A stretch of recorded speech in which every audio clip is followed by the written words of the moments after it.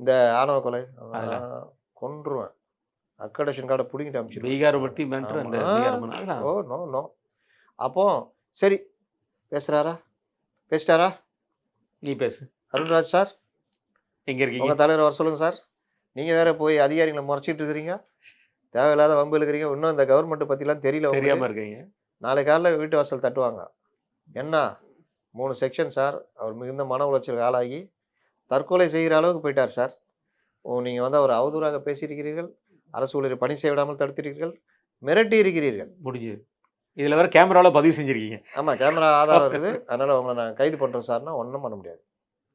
அதனால இந்த மாரி கேமரா இருக்குதே அப்படின்னு சீன்லாம் போட்டா, அருண்ராஜ் சார் சிக்கல்ல இல்ல மாட்டிக்குவீங்க. ஆட்டோ ஓட்டும்போது நம்ம ஒண்ணும் சொல்லல. சரி ஓட்டிட்டு போங்க பரவால்ல. ஏங்க அதெல்லாம் பண்ணலாங்க. நீங்க ஆமா, அரசு பிரச்சார அவசியத்துல சம்மந்தப்பட்ட ஆள, போய் என்ன சார் இப்படி பண்றீங்க? ஜனங்களுக்கு இவ்வளவு கஷ்டமா இருக்கு. கொஞ்சம் பண்ணி குடுங்க சார். அப்படின்னு பேசுறது வேற. அதிகாரியாக அவரு பழைய அந்த ஐஆர்எஸ் அந்த அதான். மாரியா மாறுறதுன்றது, ஈஸியாக உங்களுக்கு எதிராக திருப்பி விட்டுருவாங்க அப்படின்னு சொல்றோம். நீங்க கேட்கக்கூடாதுன்னு நம்ம சொல்ல முடியாது. ஆனால் பார்த்து கேளுங்க.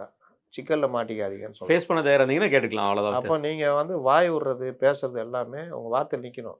நாளைக்கு ஒரு ரிப்போர்ட் சார், முதலமைச்சர் பேட்டி குடுத்துட்டாரு.